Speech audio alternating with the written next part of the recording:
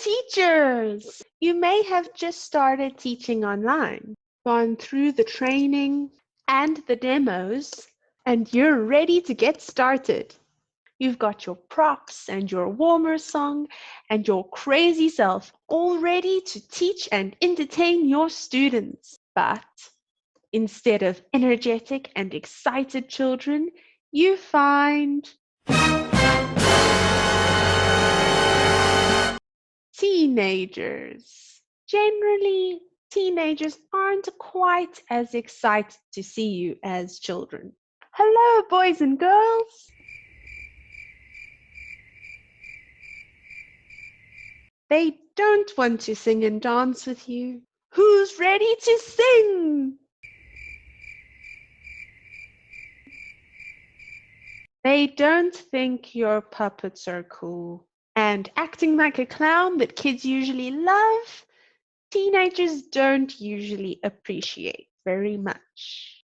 To make matters worse, they're often shy. So getting them to raise their hands is another challenge. I felt quite discouraged after my first class with teenagers. But believe it or not, it does get better. In fact, in time, you will grow to love your classes with teenagers and look forward to them. So, to help you get there, I have some tips on how to cope with teenagers. And this will be in the context of online group class situations. Firstly, treat them like adults. This is what they want. They don't want you to treat them like children. And they respond better to teachers who respect that. Now, this doesn't mean that we need to be boring and monotonous. You can still be energetic and excited. Use an appropriate tone when speaking to them, as if you're speaking to your friend. You wouldn't ask your friend to speak to your puppet, would you? Teenagers are often pretty good at seeing when someone is not being genuine. So make sure your teaching conveys your genuine interest in them. Be real, relax, joke with them. When you bring in props and other visual aids, make sure they are items that teenagers can relate to. Number 2, choose warmers wisely. I have had classes where teenagers sang and danced for the warmer. It's true, but it can be tricky to know when they're going to love it and when they're going to hate it. And more often than not, they don't love it. The warmer sets the tone for the rest of your class, and it gets the students thinking in English. A well-executed warmer is a lesson half done, even though the warmer only takes 5 minutes. You've won them over. So I'd suggest you try some tongue twisters, jokes, or riddles, or even spot the difference. I usually split the class up into 2 teams and use group competition to encourage them to participate. I have found that teenagers love word games. Hangman and word searches are great to get them participating, especially if you can relate the words you use to their lesson material.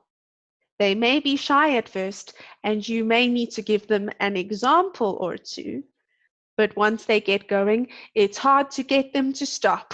You could also write out a new word from their lesson, usually a longer word, on the board and have them try find new words using the letters from that word.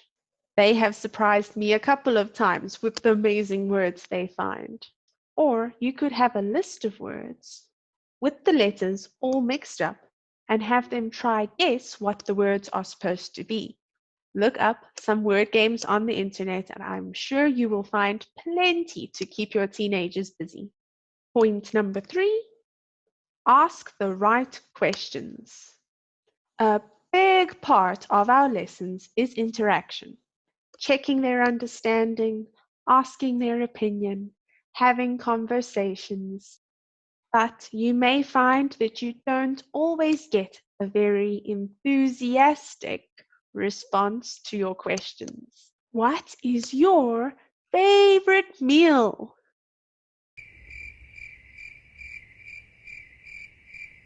Some classes you may find they are willing to answer you, or you may find there's one or two students that continuously put their hand up. Generally, they don't like to draw attention to themselves. So when you find this happening, there are a few things you could do to get a response out of them.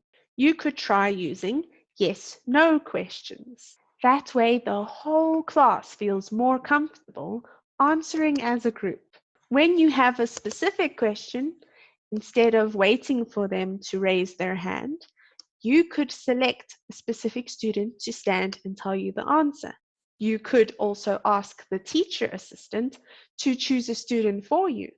I have received many entertaining and fascinating answers from teenagers, but only once I asked them specifically to answer.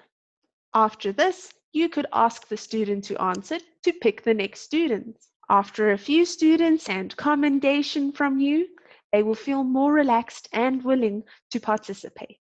The class will get a more relaxed and conversational atmosphere, and you'll find yourself really enjoying getting to know these students while giving them a comfortable environment to practice English in.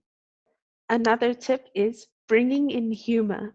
Once I had a class on fashion and various dressing styles, and I was battling to get the students to participate.